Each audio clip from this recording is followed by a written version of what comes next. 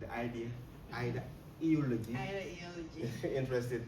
Well, they guy you did in your marriage. I know, right? But interesting. How was the concert? Tell us the connection with the fans on that day.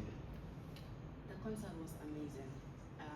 To be honest, the man Musuma Gislumen. Why? Not because of face nobody too, but I'm grateful. Why? It's because family came, friends came, despite the fact that I was away, because I came back a day before the concert. Okay. So I was really, I wouldn't say I was skeptical, but I was worried because as an artist, then it's already a program, one more by the cafe. I'm on a nega fee, them fill it definitely one. Yes, but I was away and I would like to send credit to my friend, sister Ajajawo and Mr. Pamo Isar from the Music Union for their support while I was away.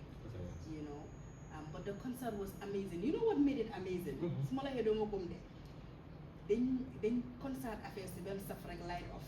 Serious thing that. Well, Now I did them thing. Oh, they have no work. I said it now.